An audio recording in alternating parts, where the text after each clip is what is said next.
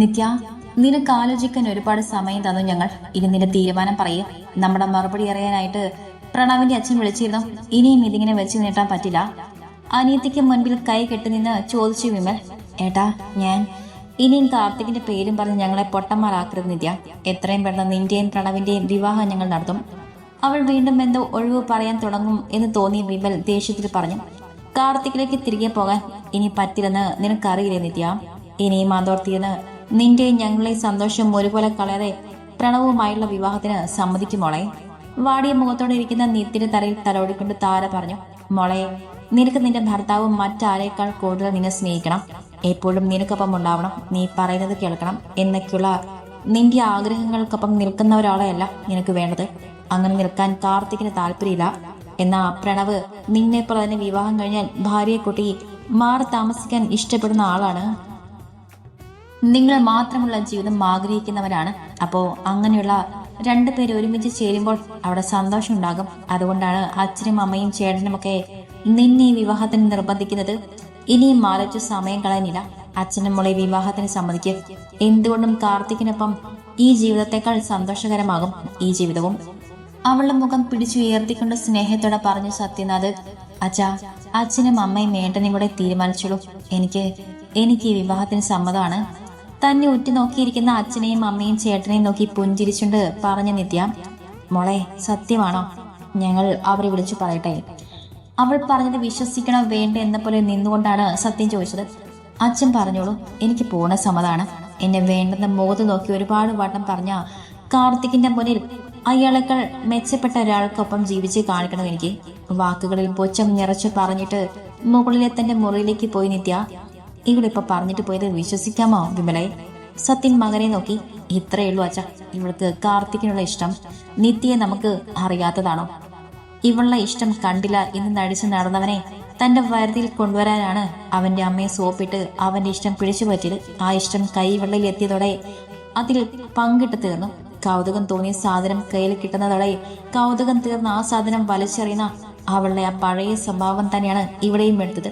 എല്ലാ കാര്യത്തിലും അവൾ ഇങ്ങനെ തന്നെയാണല്ലോ. പിന്നെ ഇവിടെ അത് നേരെ മനസ്സിലാക്കിയതുപോലെ കാർത്തിക് തന്നെ അവളെ വേണ്ടെന്ന് വെച്ചു. അവിടെയാണ് നിത്യക്ക് തെറ്റുപറ്റിയത്. അവളായിട്ട് വേണ്ടെന്ന് വെക്കാൻ ഇരുന്നിട്ട് അവളെ വേണ്ടെന്ന് വെച്ച് കളഞ്ഞു അവൻ. അത് സഹിക്കാൻ വയ്യാതെയാണ് അവരെ നമ്മളിലൂടെ തിരികെ കൊണ്ടുവരാൻ അവൾ ശ്രമിച്ചത്. അല്ലാതെ ഈ പട്ടിണി കിടപ്പും കരച്ചിലും ആത്മഹത്യ നാടകവും ഒക്കെ അവളുടെ അഭിനയമാണെന്ന് നമുക്ക് അറിഞ്ഞൂടെ? എന്തായാലും ഇനിയും ഒരുപാട് താമസിപ്പിക്കണ്ട. ഞാൻ അങ്കിളിനെ വിളിക്കട്ടെ. എത്രയും പെട്ടെന്ന് ഈ വിവാഹം നടക്കണം. അനിയത്തി നന്നായി മനസ്സിലാക്കിയ വിമൽ പുഞ്ചിരിയോടെ പറഞ്ഞിട്ട് ഫോൺ എടുത്ത് പ്രണവിനെ വിളിക്കാൻ തുടങ്ങി. കുഞ്ഞുറങ്ങിയ അപ്പു. ആഹാരം കഴിച്ചു കഴിഞ്ഞതും കുഞ്ഞിപ്പണിനെയും കൊണ്ട് നടക്കുന്ന അപ്പുവിനോട് അടുക്കളാക്കി ഒതുക്കുമെന്ന ഉഷ തിരക്കി. ഉറങ്ങിയമ്മ. ഇന്ന് വൈകിട്ടുള്ള ഉറക്കൊന്നും ഉണ്ടായില്ല. ആകെ ഒരു ചിണക്കവും പിണക്കവും ഒക്കെ ആയിരുന്നു. ഹാളിലേക്ക് കയറി വന്നവനോട് പറഞ്ഞുകൊണ്ട് അവർ മുൻവാതിലടച്ച് കുറ്റിയിട്ട്. അതെന്തു പറ്റി? എന്തേലും വയ്യായികയുണ്ടോ എന്റെ പൊന്നൂസിന്? ഉഷയ്ക്കൊപ്പം ശിവയുടെ മുറിയിലേക്ക് പോകുമ്പോൾ അവൻ ആശങ്കയുടെ കുഞ്ഞിന്റെ നെറ്റിയിലൊക്കെ തൊട്ടു നോക്കി ചോദിച്ചു. അതൊന്നും അല്ലടാ, നിന്നെ വൈകിട്ട് കണ്ടതേ ഇല്ലല്ലോ. പതിവ് പോലെ അവളെ കൊണ്ടു നടന്നില്ല, വർത്തമാനവും പറഞ്ഞില്ല. അതിൻ്റെ ഒക്കെ പിണക്കാവാം. നീ വരും വരെ നിലത്ത് കിടന്നിട്ടില്ല അവൾ. ആളറിഞ്ഞു വരുവല്ലേ കുഞ്ഞിപ്പെണ്ണിന്. കിടക്കയിലേക്ക് കുഞ്ഞിനെ കിടത്തി അവൾ കടുത്തിരിക്കുന്നവനോട് പറയുമ്പോൾ ഉഷയിലെ നിറഞ്ഞത് ആ കുഞ്ഞിപ്പെണ്ണുള്ള വാത്സല്യമായിരുന്നു. ശരിക്കും എന്നെ കാണാഞ്ഞിട്ടാകും അമ്മ എന്റെ മോളിന്ന് പിണങ്ങിയത്? ചോദിക്കുമ്പോൾ അപ്പുവിൽ ഒരച്ഛന്റെ മനസ്സും ഭാവവുമായിരുന്നു. ആയിരിക്കൂടാ, അല്ലാതെ പിന്നെ നീ വന്നു കഴിഞ്ഞിട്ട് അവൾ പിണങ്ങ. നിന്നെ ഒട്ടിയല്ല ഈ നേരം വരെ ചെയ്യുന്നത്. കുഞ്ഞിനെ പുതപ്പിച്ച് കിടത്തി പില്ല കൊണ്ട് തട വയ്ക്കാൻ നേരം പുഞ്ചിരിയോടെ പറഞ്ഞു അവർ. എന്റെ പൊന്നൂസ്, എന്റെ മാത്രം പൊന്നൂസ്. ഈ പീക്കിനെ കയ്യിൽ കിട്ടുമ്പോ അറിഞ്ഞിരുന്നോ ഈ പൊടിപ്പഴുത് എന്റെ ജീവനാകുമെന്ന്? എന്റെ പൊന്നൂസ് കഴിഞ്ഞിട്ട് ഈ ജീവിതത്തിൽ എനിക്ക് ആരും ഉണ്ടാവുള്ളൂ എന്ന് പൊന്നൂസിന് വേണ്ടി ആരോട് യുദ്ധം ചെയ്യും ഈ അപ്പു. ആർക്കും വിട്ടുകൊടുക്കില്ല ഞാൻ ഇവിടെ. അപ്പൂസ് പൊന്നൂസാണ്. അപ്പുവിൻ്റെയും ശിവയുടെയും മാത്രം പൊന്നൂസ്. മനസ്സിൽ ഓർത്തുകൊണ്ട് കണ്ണും മുട്ടി ശാന്തമായി ഉറങ്ങുന്ന ആ കുഞ്ഞു ജീവനെ നോക്കിയിരിക്കുക അപ്പുവിന്റെ കണ്ണുകൾ ഈറനായി. എന്താ അപ്പുവേട്ടാ, കണ്ണൊക്കെ നിറഞ്ഞല്ലോ? ബാത്റൂമിൽ നിന്ന് ഫ്രഷായി ഇറങ്ങി വന്ന ശിവ കുഞ്ഞിപ്പെണ്ണെ നനപുരെ കണ്ണുകളുടെ നോക്കിയിരിക്കുന്ന അപ്പുവിനോട് ചോദിച്ചു. അവളുടെ ചോദ്യം കേട്ട് കുടിക്കാൻ വെള്ളവുമായി വന്ന ഉഷയും എന്തെന്ന പോലെ അവന്റെ മുഖത്തേക്ക് നോക്കി. ഒന്നുമില്ലടി, ഞാൻ എന്റെ പൊന്നിനെ നോക്കിയിരുന്നു പോയതാണ്. നേർത്തൊരു ചീരിയുടെ പറഞ്ഞിട്ട് അവൻ ഉഷയുടെ കവളിൽ മെല്ലിന്ന് തൊട്ടിട്ട് മുറിയിൽ നിന്ന് ഇറങ്ങിപ്പോയി. രാവിലെ തന്നെ ശിവോദയത്തിലേക്ക് പോകാൻ ഇറങ്ങുകയാണ് ഭാമയും മക്കളും. അവരുടെ ഒരുക്കം നോക്കി നിറപുഞ്ചിരിയുടെ ഇരിപ്പുണ്ട് സരസ്വതി അമ്മ. നമ്മൾ ചെല്ലുമ്പോ അപ്പുവേട്ടൻ ദേഷ്യപ്പെടും അമ്മ.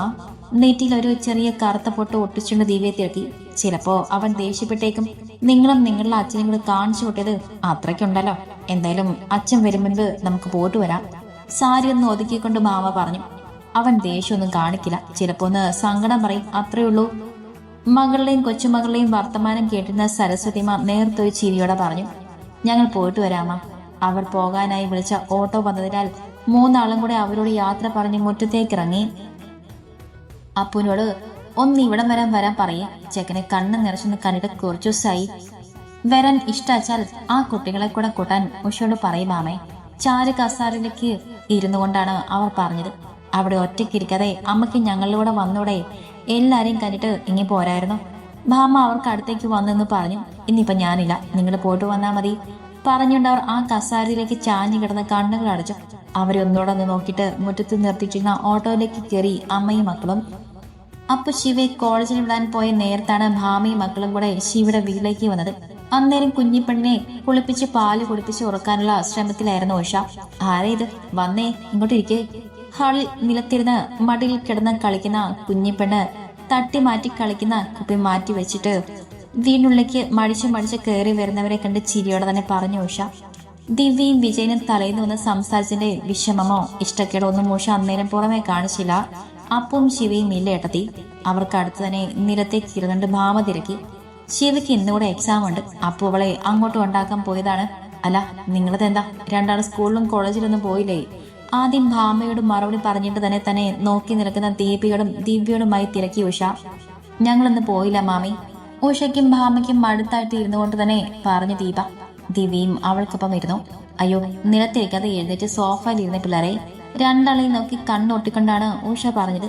മാമി ഇവിടെ ഇരിക്കുന്നത്, ഞങ്ങളും ഇവിടെ തന്നെ ഇരുന്നോളാം. അതുവരെ ഒന്നും മിണ്ടാതിരുന്ന ദിവ്യയാണ് അതിന് മറുപടി പറഞ്ഞത്. നിങ്ങൾ എന്തേലും കഴിച്ചാണോ? ഈ കുറുമ്പ് എന്ന് ഉറക്കട്ടെ, ഞാൻ ദോശ ഉണ്ടാക്കി തരാം കേട്ടോ.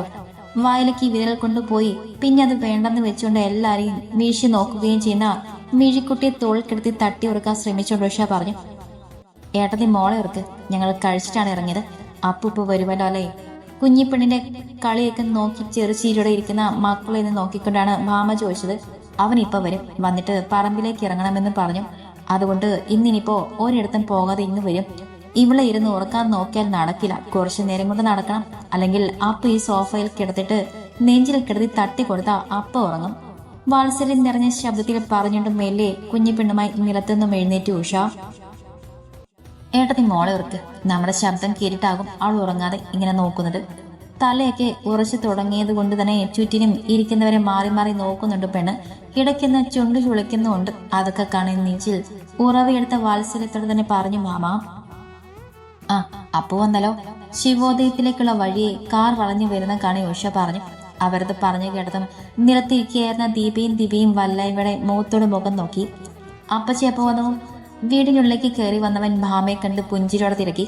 ഇപ്പൊ വന്നിട്ടുള്ള അപ്പോ കുഞ്ഞിപ്പെണ്ണിന്റെ കളി കണ്ട് അങ്ങ് ഇരുന്നതാണ്. അവരും ചിരിയോടെ തന്നെ പറഞ്ഞു. നിങ്ങൾക്ക് രണ്ടാൾക്കിന്ന് പോണ്ടായിരുന്നോ? ദീപയോടും ദിവ്യയോടുമായി ചോദിക്കുമ്പോൾ അപ്പുവിന്റെ മുഖത്ത് ഗൗരവവും നിറഞ്ഞു. ഇന്ന് ലീവാക്കിയതാണ് അപ്പുവേട്ടാ. മറുപടി പറയുമ്പോൾ രണ്ടാൾക്കും അവരെ നോക്കാനാവുന്നുണ്ടായിരുന്നില്ല. കഴിച്ചിട്ടാണോ അപ്പച്ചിറങ്ങിയത്? ഉഷയുടെ കയ്യിൽ കണ്ണ് മിഴിച്ചിരിക്കുന്ന കുഞ്ഞിപ്പെണ്ണിനെ വാങ്ങി നെഞ്ചോട് ചേർത്തുകൊണ്ട് അപ്പു തിരക്കി. ഞങ്ങൾ കഴിച്ചിട്ടാണ് അപ്പു ഇറങ്ങിയത്. അപ്പുവിന്റെ നെഞ്ചിൽ കവൾ ചേർത്ത് വെച്ച് കിടക്കുന്ന മിഴിക്കുട്ടിയെ നോക്കിയാണ് ഉഷ അത് പറഞ്ഞത്. അച്ഛമ്മയ്ക്ക് സുഖമല്ല അപ്പച്ചി, കണ്ടിട്ട് കുറച്ചു ദിവസമായി. എന്നോട് പിണക്കാവും. ഞാൻ വരുമെന്ന് പറയണേ. ഇവിടെ പറമ്പ് പണിക്കാരുമൊക്കെ അല്പം തിരക്കാണ്. മോളെ മെല്ലെ തട്ടി ഉറക്കാൻ നോക്കിക്കൊണ്ട് പതിയെ പറഞ്ഞു അപ്പു. കഴിച്ചിട്ട് വന്നതൊക്കെ ശരിയാണ്.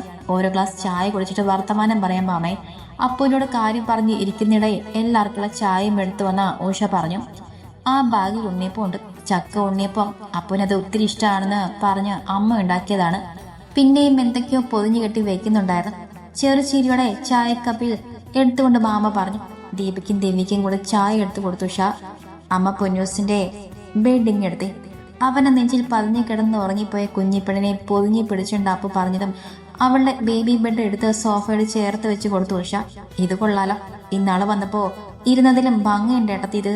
ഉഷ നീക്കി വെച്ച ബെഡ് കാണെ അതിലൊന്ന് തലോടിക്കൊണ്ട് ഭാമ പറഞ്ഞു. ഈ ചക്കൻ ഇതൊക്കെ എവിടെയെങ്കിലും കണ്ടു വാങ്ങിക്കൊണ്ടുവരും. ഇത് വാങ്ങിച്ചു കൊണ്ടുവന്ന അന്ന് ശിവവിനെ വഴക്കും പറഞ്ഞു. ഉഷ ചീറ്റയുടെ തന്നെ കുറിപ്പിച്ച് നോക്കുന്ന അപ്പൂനെ നോക്കി കണ്ണ് ചിമ്മി ചിരിച്ചുകൊണ്ട് പറഞ്ഞു, എന്തിനാ വഴക്ക് പറഞ്ഞത്?